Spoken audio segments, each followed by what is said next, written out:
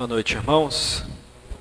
Que a graça e a paz do Senhor Jesus esteja sobre cada um de nós nesta noite. É uma grande alegria, podermos louvar ao Senhor, podermos orar a Ele, falar com Ele. Um grande privilégio termos comunhão uns com os outros e grande privilégio poder ouvir o Senhor falar conosco, poder ouvir a voz do Senhor, não pela minha voz, mas pela palavra de Deus. Eu convido os irmãos a abrirmos o livro de Juízes. Depois de algumas semanas em que eu não estive pregando, 3 domingos de abril, nós tivemos outros irmãos aqui trazendo a mensagem de maneira muito edificante para a igreja.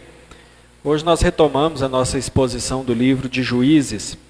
E hoje nós vamos iniciar o capítulo 6. E nós iniciaremos a história de 3 juízes que são narrativas mais longas. Nós vimos alguns juízes antes que a narrativa foi pequena, um pouco menor. Nós vamos agora entrar na história de Gideão, depois de Jefté, depois de Sansão, que são histórias mais longas. Por isso não faremos uma história ou uma narrativa por domingo. Juízes, capítulo 6. Nós leremos do versículo 1 ao versículo 32. Juízes capítulo 6, versículo 1 ao versículo 32. E já para nos ajudar na leitura e na compreensão, percebam os irmãos que nós temos um momento do versículo 1 até o versículo 10. Temos o segundo momento do versículo 11 até o versículo 24. E um terceiro momento diferente do versículo 25 ao versículo 32. Os irmãos mesmo assentados me acompanhem e eu farei a leitura desses versículos. Fizeram os filhos de Israel o que era mal perante o Senhor. Por isso, o Senhor os entregou nas mãos dos midianitas por 7 anos. Prevalecendo o domínio dos midianitas sobre Israel, fizeram estes para si, por causa dos midianitas, as covas que estão nos montes, e as cavernas, e as fortificações. Porque cada vez que Israel semeava, os midianitas e os amalequitas, como também os povos do Oriente, subiam contra ele. E contra ele se acampavam, destruindo os produtos da terra, até a vizinhança de Gaza, e não deixavam em Israel sustento algum, nem ovelhas, nem bois, nem jumentos. Pois subiam com os seus gados e tendas e vinham como gafanhotos em tanta multidão que não se podiam contar, nem a eles nem aos seus camelos, e entravam na terra para a destruir. Assim, Israel ficou muito debilitado com a presença dos midianitas. Então os filhos de Israel clamavam ao Senhor.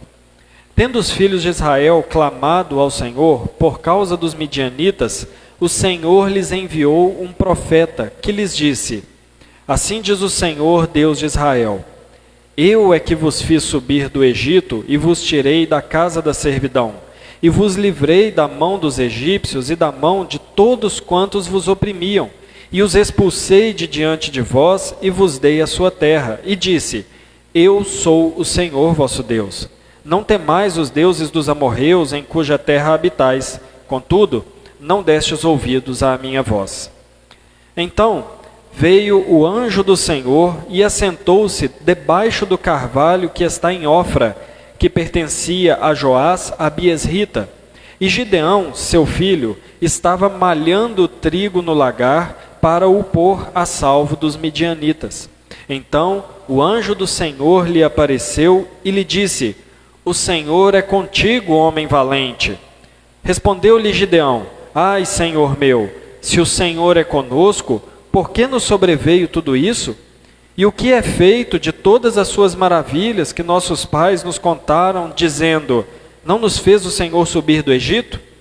Porém agora o Senhor nos desamparou e nos entregou nas mãos dos midianitas.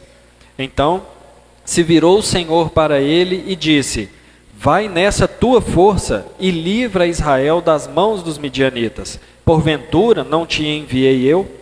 E ele lhe disse: Ai, Senhor meu, com que livrarei Israel? eis que a minha família é a mais pobre de Manassés, e eu, o menor da casa de meu pai. Tornou-lhe o Senhor: já que eu estou contigo, ferirás os midianitas como se fossem um só homem. Ele respondeu: se agora achei mercê diante dos teus olhos, dá-me um sinal de que és tu, Senhor, que me falas. Rogo-te que daqui não te apartes até que eu volte e traga a minha oferta e a deponha perante ti. Respondeu ele: esperarei até que voltes. Entrou Gideão e preparou um cabrito e bolos asmos de um efa de farinha. A carne pôs num cesto e o caldo numa panela, e trouxe-lhe até debaixo do carvalho e lhe o apresentou. Porém o anjo do Senhor, o anjo de Deus, lhe disse: toma a carne e os bolos asmos, põe-nos sobre esta penha e derrama-lhes por cima o caldo. E assim o fez. Estendeu o anjo do Senhor a ponta do cajado que trazia na mão, e tocou a carne e os bolos asmos. Então subiu fogo da penha e consumiu a carne e os bolos, e o anjo do Senhor desapareceu da sua presença. Viu Gideão que era o anjo do Senhor e disse: ai de mim, Senhor Deus, pois vi o anjo do Senhor face a face. Porém o Senhor lhe disse: paz seja contigo, não temas, não morrerás. Então Gideão edificou ali um altar ao Senhor e lhe chamou: o Senhor é paz. Ainda até o dia de hoje está o altar em Ofra, que pertence aos abiesritas. Naquela mesma noite lhe disse o Senhor: toma um boi que pertence a teu pai, a saber, o segundo boi de 7 anos, e derriba o altar de Baal que é de teu pai, e corta o poste ídolo que está junto ao altar. Edifica ao Senhor teu Deus um altar no cimo deste baluarte, em camadas de pedra, e toma o segundo boi e o oferecerás em holocausto com a lenha do poste ídolo que vieres a cortar. Então Gideão tomou 10 homens de dentre os seus servos e fez como o Senhor lhe dissera. Temendo ele, porém, a casa de seu pai e os homens daquela cidade, não o fez de dia, mas de noite. Levantando-se, pois, de madrugada os homens daquela cidade, eis que estava o altar de Baal derribado, e o poste ídolo que estava junto dele cortado, e o referido segundo boi fora oferecido no altar edificado. E uns aos outros diziam: quem fez isso? E perguntando e inquirindo, disseram: Gideão, o filho de Joás, fez esta coisa. Então os homens daquela cidade disseram a Joás: leva para fora o teu filho, para que morra, pois derribou o altar de Baal e cortou o poste ídolo que estava junto dele. Porém Joás disse a todos os que se puseram contra ele: contendereis vós por Baal? Livrá-lo-eis vós? Qualquer um que por ele contender, ainda esta manhã será morto, se é Deus que por si mesmo contenda, pois derribaram o seu altar. Naquele dia, Gideão passou a ser chamado Jerubaal, porque foi dito: Baal contenda com ele, pois ele derribou o seu altar. Vamos orar? Senhor nosso Deus, nós nos deparamos com uma bela passagem das Escrituras, onde vemos claramente, ó Deus, o teu poder, a tua santidade, a tua justiça e a tua graça.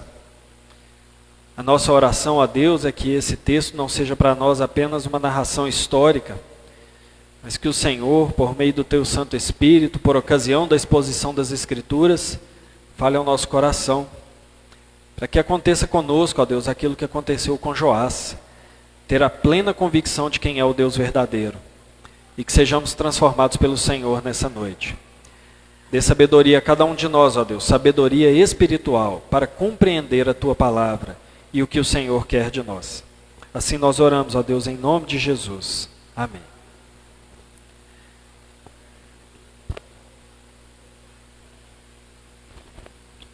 Irmãos, nós vivemos dizendo e repetimos muitas vezes que a vida cristã, ela é uma luta, ela é uma batalha.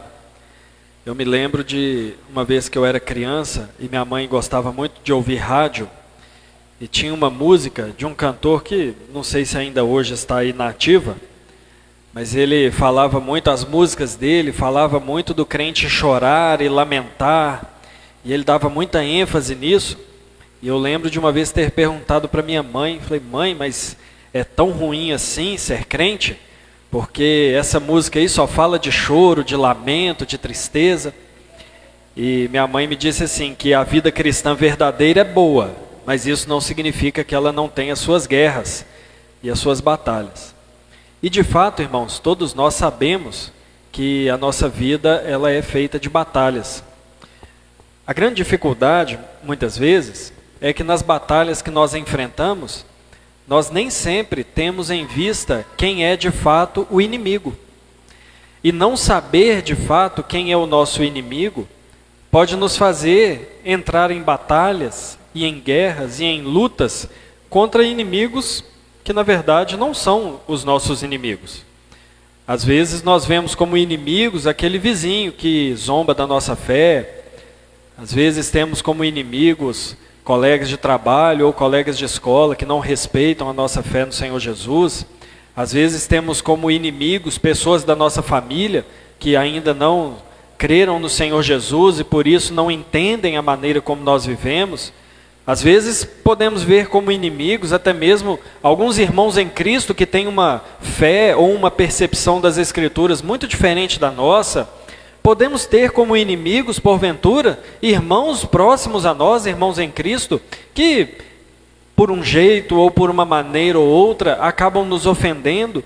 E nós classificamos muitas vezes esse tipo de situação ou de pessoa como sendo os nossos inimigos. Às vezes classificamos o ímpio como nosso inimigo.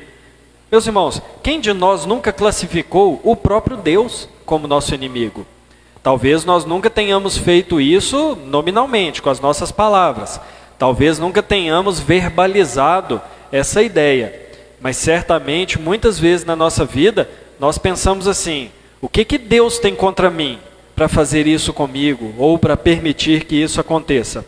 Meus irmãos, a questão é que nós vivemos muitas batalhas e nós somente saímos vitoriosos dessas batalhas, e nós podemos falar sim de sair vitoriosos na nossa vida cristã.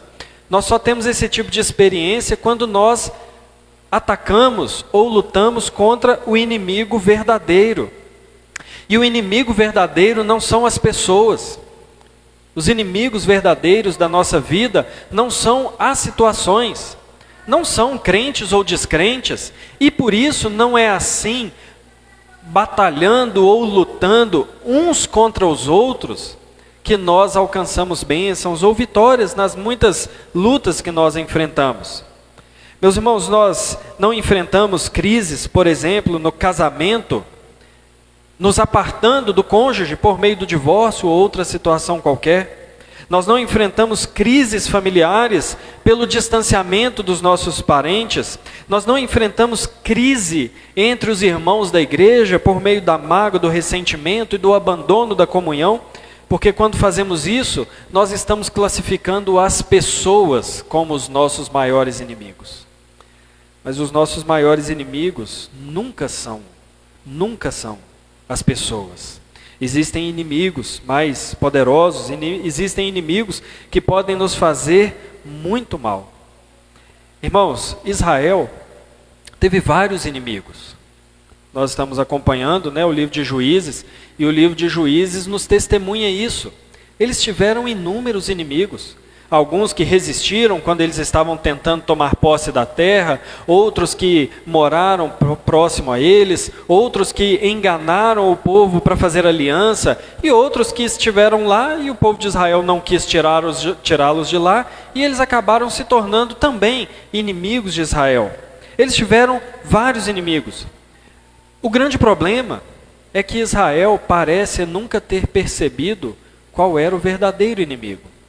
É por isso que, vez por outra, no livro de Juízes, às vezes pode até parecer cansativo ler o livro, porque a gente acaba de ver uma história maravilhosa, como lemos a última, Baraque se levantando e Deus livrando o povo, Débora entoando um hino ao Senhor de louvor, e a terra ficando em paz. O versículo seguinte, e o povo pecou contra o Senhor, e parece que isso nunca tem fim.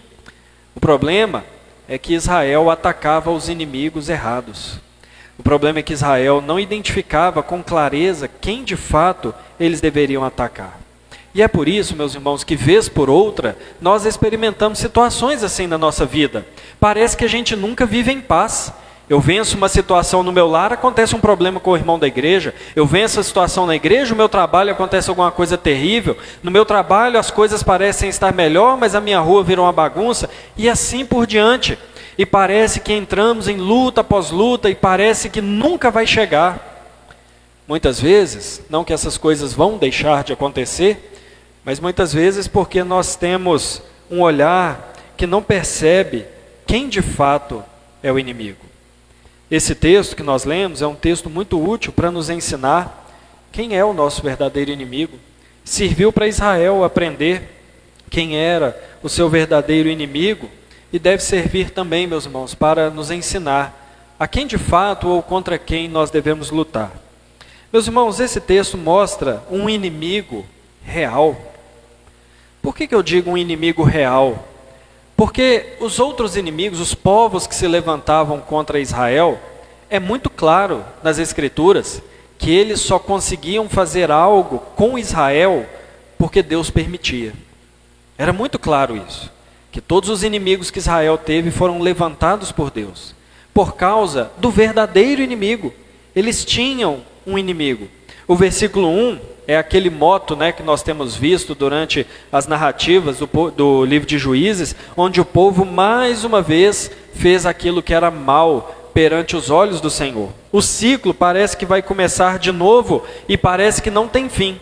Mas veja bem, irmãos, esse ciclo de pecar, ser liberto, viver em paz e pecar de novo, não é apenas a demonstração de como o povo de Israel é um povo de dura serviço, mas é também a demonstração de como Deus é um Deus misericordioso e como Deus é um Deus gracioso. Meus irmãos, da primeira vez que Israel pecou, já era suficiente para Deus ter destruído o povo. Não era para ter acontecido esse ciclo, não era para essas coisas se repetirem. Era para o povo desobedecer a Deus e ser destruído por Deus, e fim da história. Mas Deus, meus irmãos, o nosso Deus é um Deus gracioso, é um Deus misericordioso, é um Deus que parece não se cansar de ver o povo sofrer, ser liberto, viver em paz e pecar. E sofrer, e ser liberto, e viver em paz e pecar. Porque Deus é um Deus misericordioso, e Deus é um Deus gracioso. E não podemos esquecer disso ao ler o livro de Juízes, mas principalmente não podemos esquecer disso ao ler a nossa própria vida.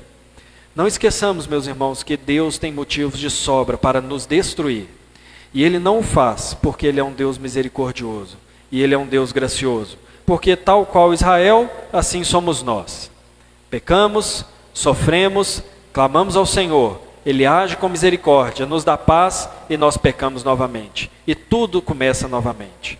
Mas graças a Deus porque servimos a um Deus que tem misericórdia e que demonstra essa misericórdia e essa graça a nós constantemente. Mas o povo pecou, é o que o texto diz. E mais uma vez, Deus levantou um povo para oprimir o povo de Israel. Porém, meus irmãos, se nós buscarmos aí na nossa memória os outros momentos no livro de Juízes em que Deus levantou povos para oprimir a Israel, essa opressão foi um pouco diferente. E parece até, lendo o texto e fazendo um esforço de imaginação para tentar entender, parece que foi até pior. Houveram vezes em que o povo era dominado por outro, mas podia viver normalmente, apenas tendo que pagar tributos. Houve vezes que eles foram escravizados e dominados de maneira quase completa pelos povos inimigos. Houve vezes que eles apenas sentiram a força do exército inimigo e a opressão. Mas veja bem, esse povo agora, os midianitas, eles fazem algo cruel durante 7 anos. Meus irmãos, experimenta, ou imagina, experimenta não, longe de nós, né? Imagina um mês inteiro de trabalho. Acordar cedo, dormir tarde, trabalhar, chegar no horário, trabalhar direitinho, fazer tudo o que se deve. e no dia do pagamento tem lá o registro na conta bancária que ele caiu, mas do mesmo jeito que caiu, foi embora. E o segundo mês, a mesma coisa.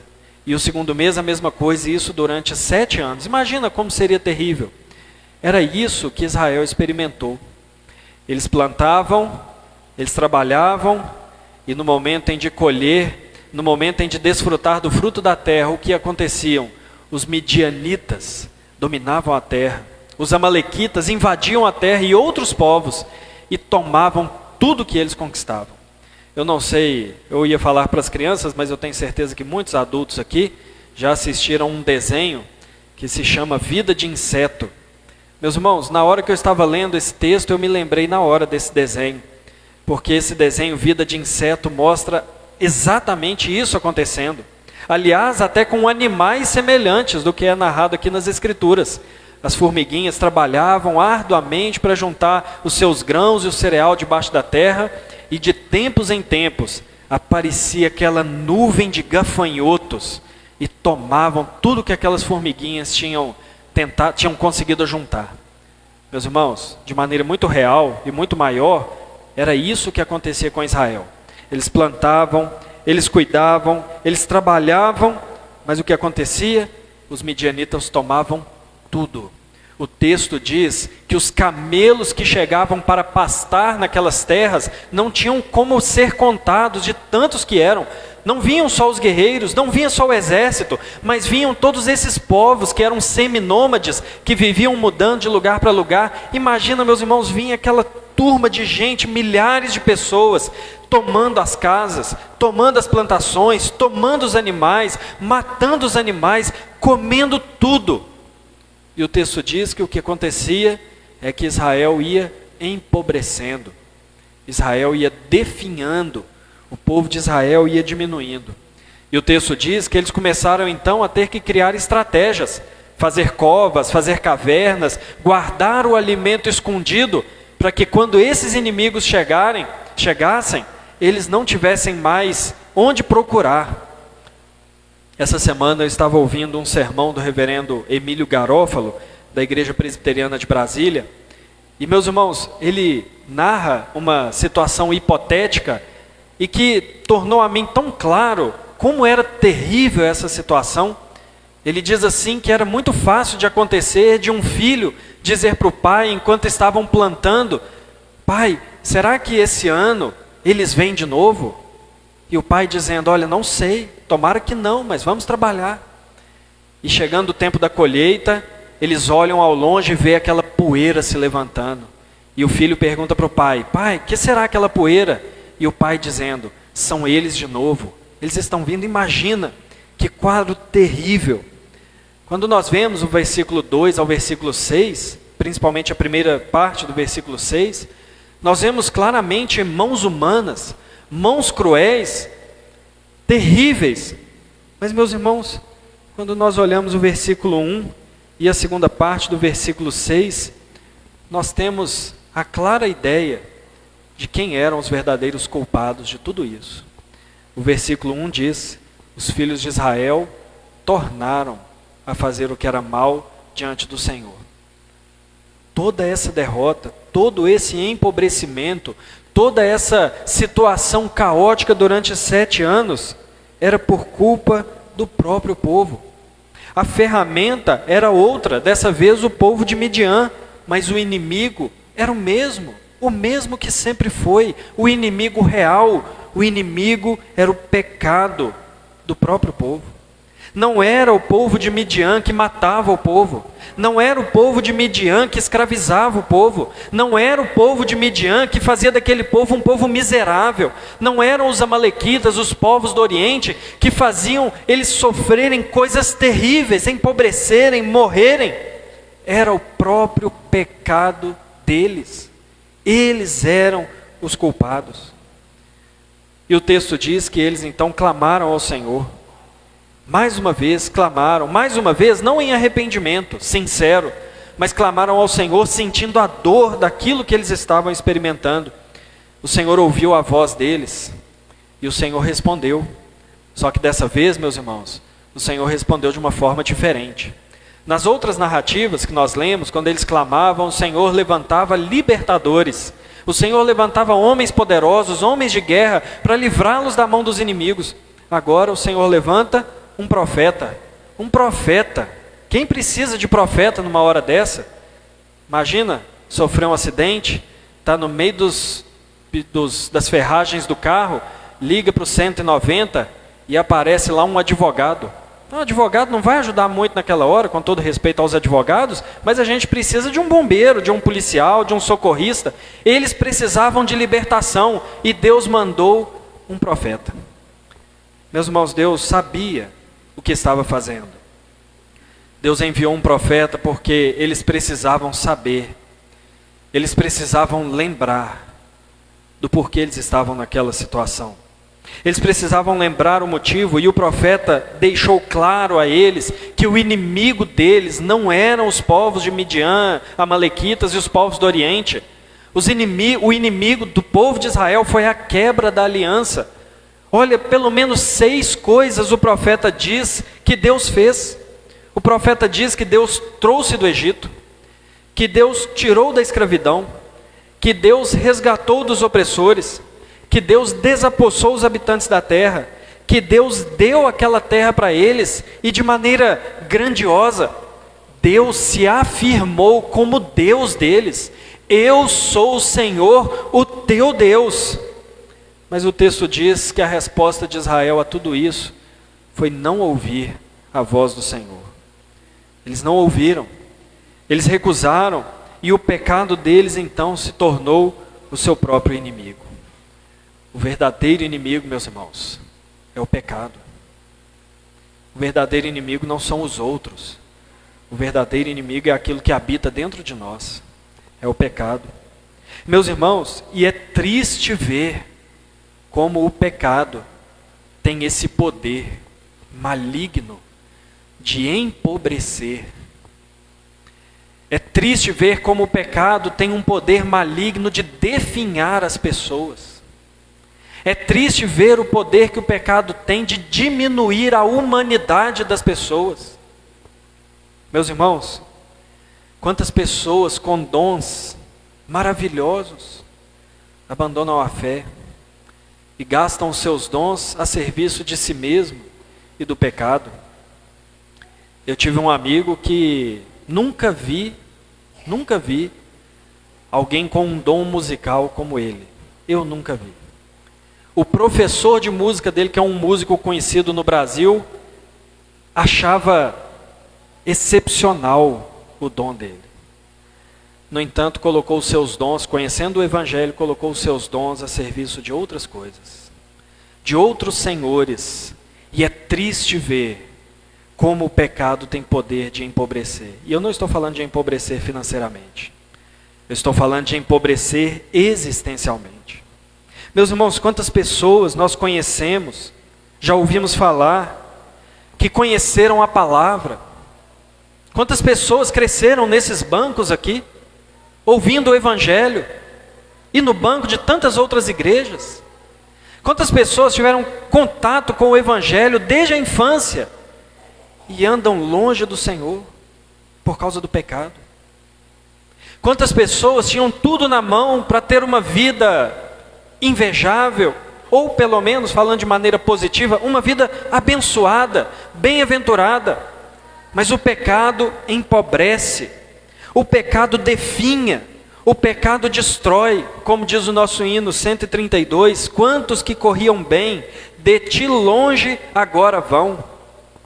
Esse é o grande poder desse grande inimigo que nós temos, que é o pecado. E quantas pessoas ainda tentam guardar alguma coisa, fazer uma cova ali, abrir uma caverna ali, tampar para ver se conseguem salvar alguma coisa.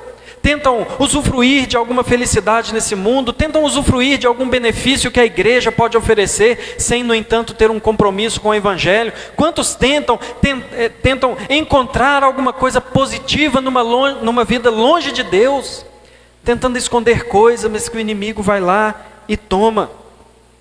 Meus irmãos, nós temos sim grandes inimigos. O diabo é um grande inimigo do povo de Deus, mais forte até do que nós, homens. O mundo é um inimigo, o sistema mundano é um inimigo, tudo aquilo que tenta cativar o crente para afastá-lo de Deus é inimigo. Mas, meus irmãos, a grande arma, a grande força que essas coisas usam para nos destruir é o pecado. O pecado é o grande inimigo. O pecado é aquilo que pode nos destruir, nos desfinhar, nos empobrecer e, por fim, nos matar. O pecado mata famílias. O pecado mata casamentos.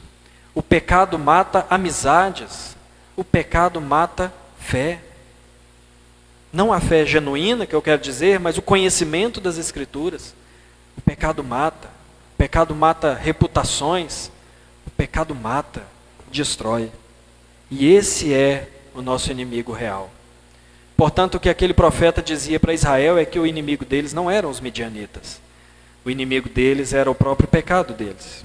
E para um inimigo real, o que eles precisavam era um salvador real. Porque eles tinham um inimigo que eles não entendiam muito bem quem era, o pior. Mas eles precisavam de um salvador que eles tivessem convicção de que era o salvador real. E o que nós vemos na segunda parte desse texto, versículo 11 ao versículo 24, é o chamado de Gideão. Após Deus ter enviado o profeta, em vez de ter levantado o libertador, Deus chama alguém para cumprir essa tarefa, de libertar o povo dos seus inimigos. No entanto, Deus faz agora um chamado também que é singular. É diferente de todos os outros que nós vemos aqui no livro de Juízes. Alguns, a maioria deles, o texto tão somente diz que Deus levantou. Alguns vai dizer que Deus fortaleceu. Mas veja bem, meus irmãos, para Gideão, Deus chama face a face. Deus vai conversar com Gideão. Deus vai convocá-lo a essa grande tarefa. E agora, o próprio anjo do Senhor vem ao encontro de Gideão. Gideão, a princípio, nós percebemos que ele não sabia bem quem era esse anjo do Senhor. Nós sabemos, já estamos aí minimamente treinados em entender essas diferenças, mas sabemos quem era esse anjo do Senhor. Mas ele não. Para ele, parecia que ele estava conversando com um homem. Talvez não um homem qualquer, certamente, mas ele estava conversando com um homem.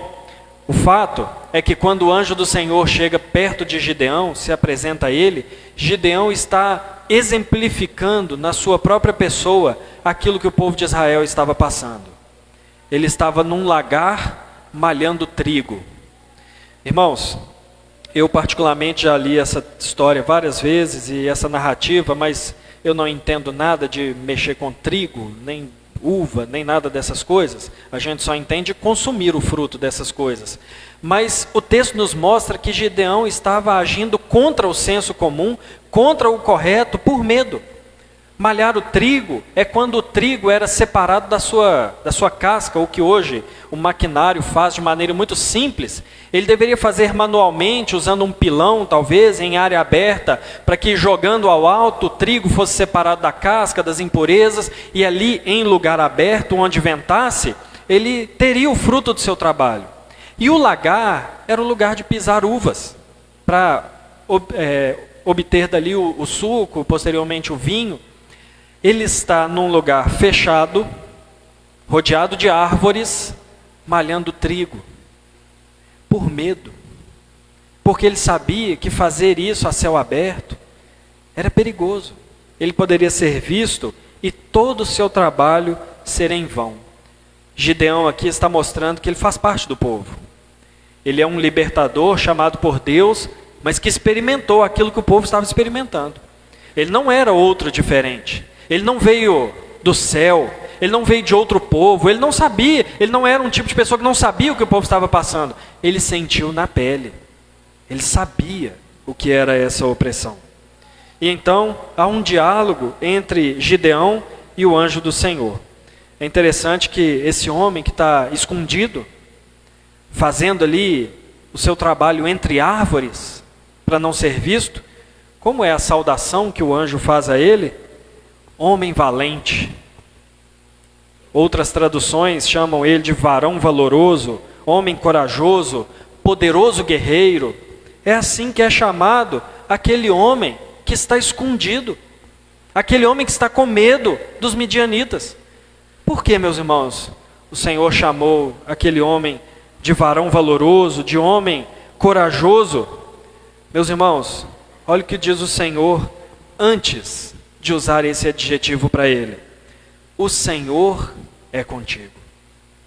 E não é a primeira ou a única vez que Deus usa esse tipo de afirmação na conversa com Gideão. O Senhor está dizendo: o Senhor está com você, homem corajoso. Talvez um adjetivo usado de maneira profética, mostrando aquilo que ele faria ou aquilo que ele seria. O fato é que esse homem corajoso, esse varão valoroso, levanta várias dúvidas diante de Deus. Primeiro, o Senhor diz que está com ele, mas ele diz: Senhor, como pode o Senhor estar conosco, se tudo isso está nos acontecendo? Ele diz: onde está o Deus dos nossos pais, aquele que nos contavam histórias, que tirou o povo do Egito, que libertou da escravidão, se nós agora estamos em situação como essa? Como o Senhor é contigo? Meus irmãos, essa é a mesma pergunta que nós levantamos as muitas vezes que nós questionamos onde está Deus, né? Nós podemos, mais uma vez, não verbalizar essas palavras, talvez sim, talvez não, mas é certo que muitas vezes nós questionamos: cadê o Senhor? Onde está esse Deus que eu ouço falar tanto? Onde está esse Deus que eu ouço ser o Todo-Poderoso, o Misericordioso? Muitas vezes, meus irmãos, nós levantamos essa mesma dúvida no nosso coração: como o Senhor é comigo, se eu estou passando por isso ou aquilo? Em seguida, depois de ter uma visão não muito correta, não muito apurada sobre Deus, ele não tem uma visão muito apurada e muito correta sobre ele mesmo. Porque Deus diz: não te enviei eu, vai nessa tua força. Mas ele diz: como eu vou fazer isso? A minha família é a família mais pobre de Manassés. Eu sou o menor da minha família. Como eu vou levantar? Como eu vou fazer alguma coisa? Como eu vou servir? Não também muito diferente de nós, quando sabemos que o Senhor quer algo de nós, mas olhamos para nós como pessoas incapacitadas e que não têm condições de servir ao Senhor. Mas, meus irmãos, por que Deus diz isso para ele? O Senhor repete mais uma vez: eu estou contigo. Ele de fato não poderia nada. Ele de fato era da família mais pobre, ele de fato era o menor da casa dos seus pais, mas o que fazia de Gideão capaz de ser um libertador não era ele mesmo, mas aquele que estava com ele. E o Senhor disse: eu sou contigo. Esse era o verdadeiro libertador. Esse era o verdadeiro herói. Não era Gideão, mas o Senhor que estava com Gideão. O Senhor que capacitou Gideão. E Gideão então pede um sinal, mais um sinal, para ele ter certeza se era o Senhor que estava falando. Então ele ofereceu pães, bolos, animais. E o texto diz que o anjo do Senhor, com o cajado, tocou naquelas coisas.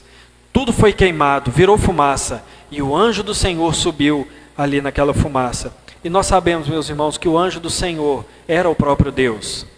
Um sinal muito claro no texto é que ele aceitou a oferta. E somente quem aceita a oferta é o próprio Deus. Um mensageiro comum do Senhor não aceitaria a adoração e não aceitaria a oferta, mas o Senhor se coloca nessa posição, não somente de deixar que ele faça a oferta, mas de declarar com o seu sumiço de que aquela oferta havia sido aceita. E então, ele está na presença de Deus, e ele tem medo. Mais uma vez, ele não compreende. Ele não compreendeu corretamente que o Senhor estava com ele, mesmo em todas essas coisas acontecendo. Ele não compreendeu que ele poderia servir a Deus e obedecer, mesmo sendo quem ele era. E agora ele não compreende que o Senhor aceitou a sua oferta. O texto diz que o Senhor subiu e ele viu que era Deus, e ele morre de medo. E ele diz: eu vi o Senhor, ai de mim. Mas o Senhor lhe faz 3 afirmações que lhe dá paz, para mostrar o favor de Deus com ele. Ele diz: paz seja contigo, não temas, não morrerás. Ele viu a Deus, mas ele podia ter paz. Ele não precisava temer, porque ele não ia morrer. Meus irmãos, Gideão era um homem, pelo que o texto nos mostra, temeroso, cheio de dúvidas. Ele não entende o agir de Deus com o povo.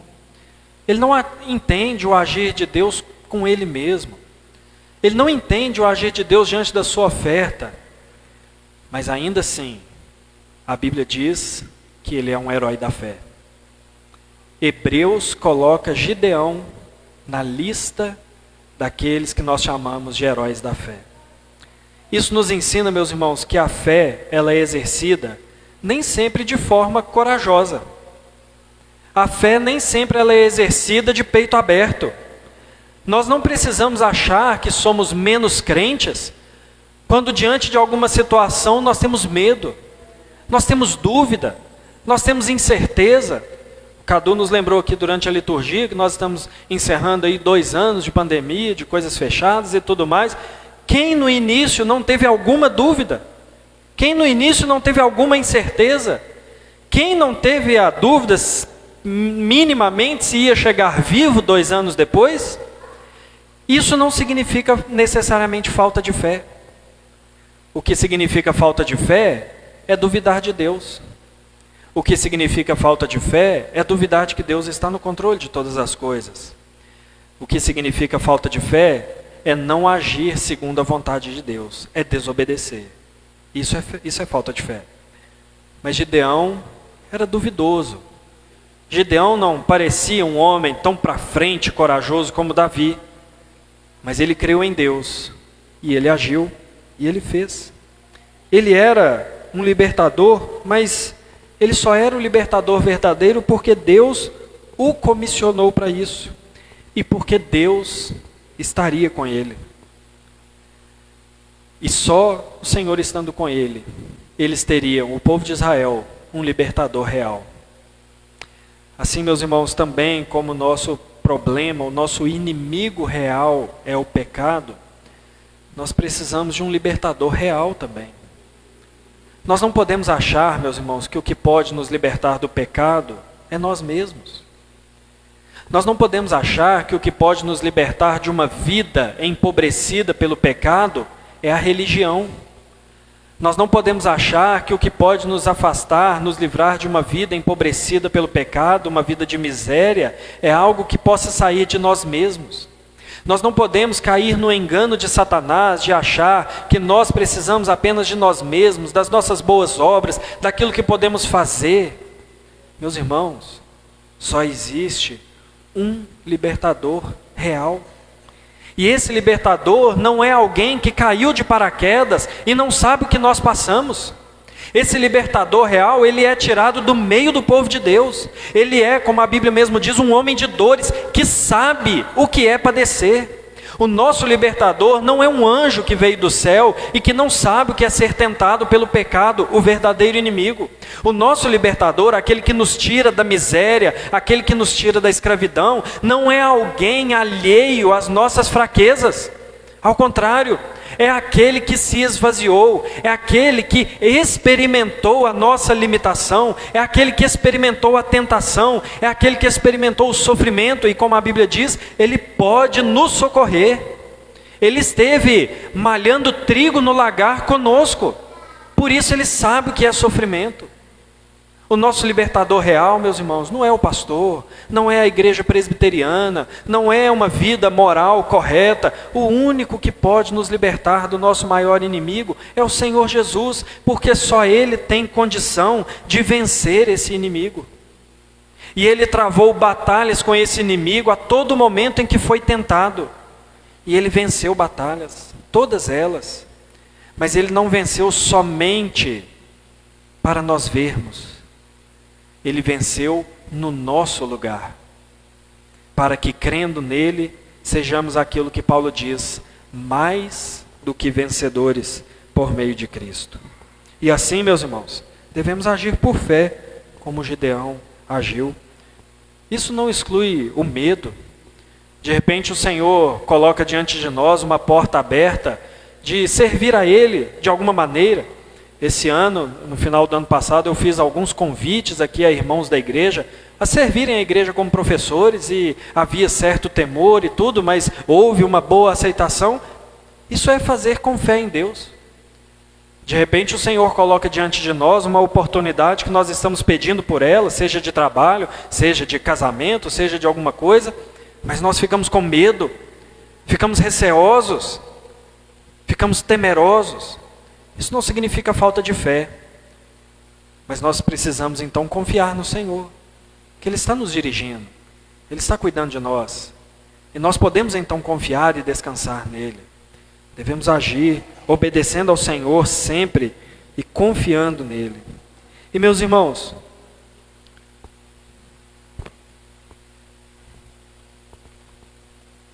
o que Israel precisava, portanto, já que eles descobriram quem era o seu inimigo e receberam de Deus um libertador real, só assim eles experimentariam uma libertação real. Mas veja bem, a libertação real, verdadeira, ela não veio com a vitória sobre os midianitas. Ela veio com a vitória sobre o pecado. Qual era o pecado de Israel? Era a idolatria. Era servir outros deuses. Esse era o pecado de Israel. Era por causa disso que Deus mandou os midianitas. Portanto, vencer os midianitas, para vencer os midianitas, o primeiro passo não era pegarem espadas e ir para o campo de batalha. Era lutar contra o pecado. Era derrotar a idolatria. E é isso que o Senhor chama Gideão a fazer. O texto, meus irmãos, parece uma inserção, né? Parece que o texto entrou no lugar errado. Porque quando a gente começa a ler o versículo 33, está falando dos midianitas, dos povos, da guerra. Começa a narrar o que Gideão fez. Então Deus chama Gideão, você vai derrotar os midianitas, você vai derrotar eles como se fossem um homem só, e eu estou com você. E agora você vai, a gente poderia esperar que Deus falasse, vai para o campo de batalha, e agora você vai destruir o ídolo do seu pai aí, vai queimar, vai matar o boi, e vai tirar esse altar daí. Parece que foi colocado depois, mas não foi. É interessante porque isso serve como paralelo, ou pelo menos há muita semelhança, com o relato de Êxodo, quando Deus chama Moisés. Deus está lá na sarça ardente, falando com Moisés, você vai fazer isso? Não vou, não vou, você vai, e vai, Moisés concorda, e vai, e está indo para o Egito. Aí o texto para. E Deus encontrou com Moisés no meio do caminho, e quis matá-lo. E para não matá-lo, a esposa dele toma a pedra, circuncida o filho e lança o prepúcio aos pés de Moisés e diz, tu és para mim homem sanguinário. Tem nada a ver com a história. Tem tudo a ver com a história. Como ele ia libertar o povo se ele mesmo se recusava a manter a sua família? Ele se afirmava, continuava em manter os seus filhos fora da aliança. Como ele ia libertar o povo de Israel se o próprio filho não tinha o sinal da circuncisão de que pertencia ao povo de Deus? E ele se recusava a fazê-lo. Aquele encontro foi providencial, para que houvesse aquele conserto. Mesma coisa de Gideão. O texto não está aqui à toa. Vencer os midianitas sem vencer a idolatria não chegaria a lugar nenhum. Viria outro inimigo. Era necessário primeiro vencer a idolatria, o pecado, que era o verdadeiro inimigo. Meus irmãos, o texto diz então que ele foi para essa primeira batalha contra a idolatria. E ele foi temeroso. O texto diz que Deus deu pelo menos 3 ordens para ele. Vai pegar o boi, provavelmente um boi que era usado nos rituais idólatras de sacrifício, de fazer alguma oferenda. Vai tomar o boi, vai derrubar com o boi o altar de Baal, e vai pegar o poste ídolo, e vai cortar ele todo, e vai queimar o boi com esse poste ídolo, e vai colocar um altar meu, feito de pedras no lugar. É interessante, irmãos, porque na nossa tradução aqui fala de poste ídolo, Mas a tradução aqui, esse poste ídolo significa a deusa Azerá, que era como se fosse uma concubina de Baal. Eles eram os deuses da fertilidade, nós já vimos aqui nos primeiros sermões sobre juízes. E ali, aquele poste ídolo é aquilo que é muito comum no Brasil, que nós chamamos de carranca. Eles pegam um pedaço de madeira e que sinceramente eu não entendo como alguém tem coragem de colocar um negócio daquele em casa para enfeitar, porque é uma coisa horrível. Lá em Ouro Preto, onde eu morava, tinha muito daquilo, como obra de arte. Então, mas imagina aquilo de 3 metros de altura. Aquilo era o Deus em Israel. Não era no meio dos povos cananeus, não. Era em Israel. Eles adoravam aquilo. Mas esse libertador, ele obedece, mas ele está com medo. Ele chama 10 homens e ele vai de noite fazer essas coisas. Ele pega o boi, ele obedece. Ele está com medo, mas ele obedece. Ele pega o boi, ele derruba o altar, ele quebra aquele poste ídolo, parte ele todo, mata o boi e queima o boi com aquele poste ídolo. E ele levanta um altar ao Senhor. Sabe o que é interessante, irmãos? Que o texto diz que aqueles homens ficaram enfurecidos, o homem da cidade. Interessante porque eles não ficaram enfurecidos dessa maneira com os midianitas. Imagina toda essa ira se voltando contra os midianitas. Porque os midianitas não eram o que escravizavam aquele povo. Era a idolatria. E aqueles homens ficaram enfurecidos a ponto de condenar Gideão à pena que Deus havia proclamado para o pecado de idolatria. Deus dizia na lei que o idólatra deveria ser morto.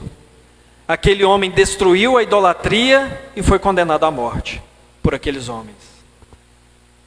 Meus irmãos, é muito interessante ver como as pessoas se enchem de fúria ao tocar nos seus ídolos. Meus irmãos, eu tinha um colega de escola, ele, além de colega de escola, ele era vizinho meu de prédio, muito gente boa. Ele era gente boa até, não estou fazendo defesa nem de um nem de outro, tá? Até falar mal do Atlético Mineiro. Aí pode, né, Cadu? Não, brincadeira. Irmãos, mas não era uma coisa assim de, tal. Não, ficar virado. Ficar virado. Tem pessoas, irmãos, que a gente pode xingar a mãe, mas não xinga o político que ele gosta, não. Porque isso é idolatria. Mexe no ídolo para ver.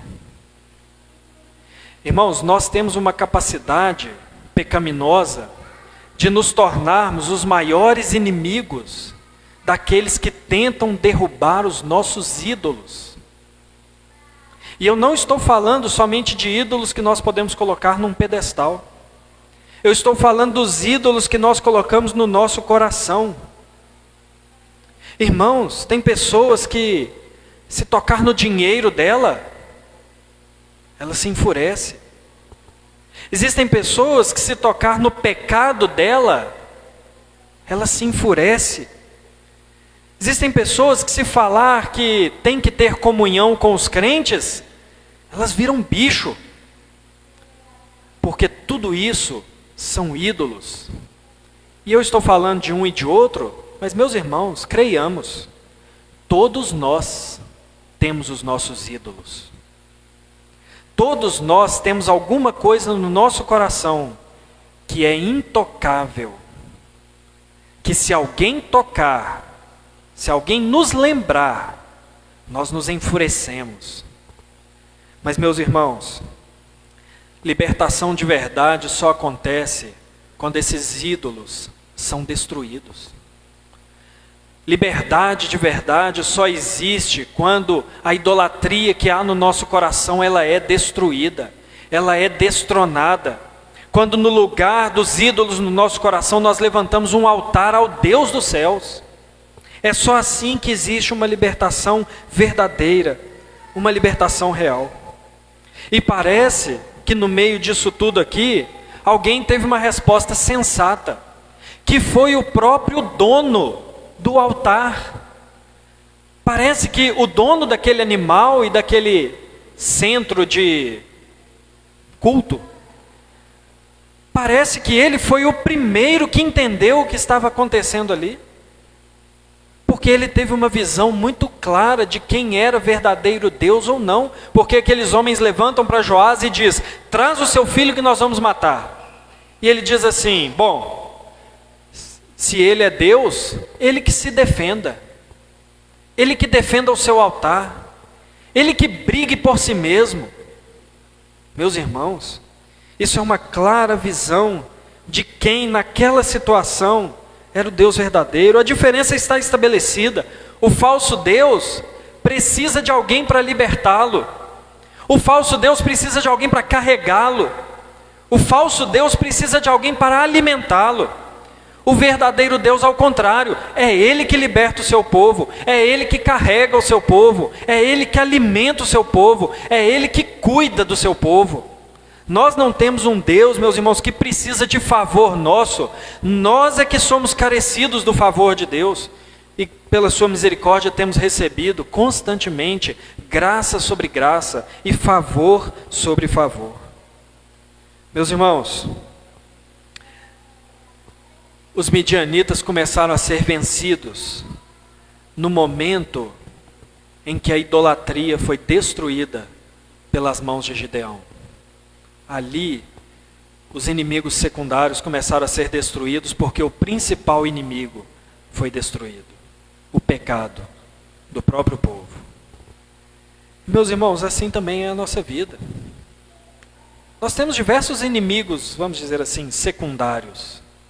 Alguém que faz o mal conosco mesmo, alguém que deseja o nosso mal, alguém que persegue por causa da nossa fé, alguém que nos ofende, o mundo, o diabo. Os inimigos são os mais diversos. Mas esses inimigos, meus irmãos, eles só são vencidos no momento em que nós vencemos o pecado no nosso coração. Porque esses inimigos têm a sua força no nosso pecado. Sabe aquelas lutas marciais em que o lutador usa a força do oponente contra ele mesmo? É isso que o pecado faz conosco. O que pode fazer o diabo conosco se nós não cedermos à sua tentação? Nada. O que o mundo pode fazer conosco se nós decidirmos não andar segundo os caminhos do mundo? Nada. O que esse sistema perverso ao nosso redor, que nós vivemos nele, pode fazer conosco se nós nos lembrarmos dia a dia que somos cidadãos do reino de Deus e não deste mundo? Nada. O que os homens podem fazer conosco? O que alguém que nos persegue pela nossa fé? O que alguém que zomba da nossa fé? O que alguém que nos ofende pela nossa fé pode fazer conosco, se nós nunca retrucarmos pecaminosamente? Nada. Nosso grande inimigo, meus irmãos, é o pecado. Como eu disse antes, o pecado nos empobrece, o pecado nos diminui como pessoas, o pecado nos leva a uma vida medíocre. O pecado nos leva a experimentar uma sarjeta espiritual. O pecado nos afasta de Deus e nos torna pessoas miseráveis.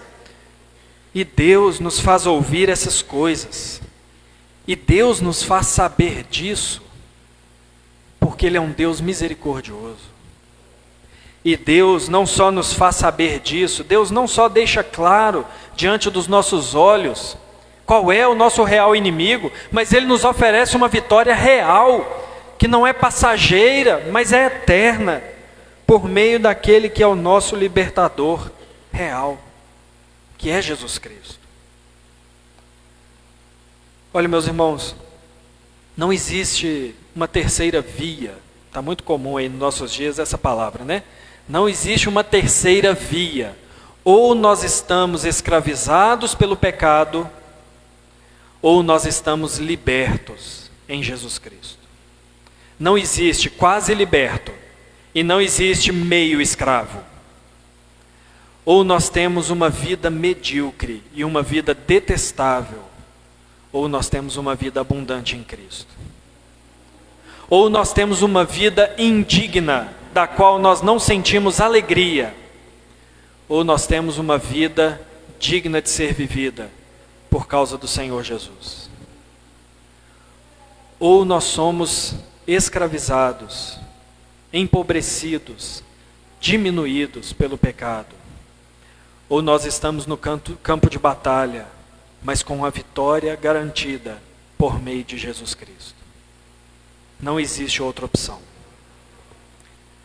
Irmãos, sabendo que esse é o nosso pecado, o nosso inimigo comum, é necessário saber se todos nós aqui temos esse Salvador comum. É necessário saber se nós estamos unidos a Jesus Cristo por meio da fé, para saber se Ele é o nosso libertador e se conquistou essa verdadeira liberdade. E assim, meus irmãos, é a única maneira de vencermos o pecado, por meio de Cristo. O Senhor Jesus obedeceu à lei de Deus em todas as maneiras, perfeitamente, e colocou os resultados dessa obediência sobre todos aqueles que creem nele, como único e suficiente Salvador. Portanto, se você quer ser de uma vez por todas liberto do pecado, a única maneira é ser livre por Jesus Cristo e experimentar assim uma libertação que é verdadeira e que é permanente para todo sempre. Amém, irmãos?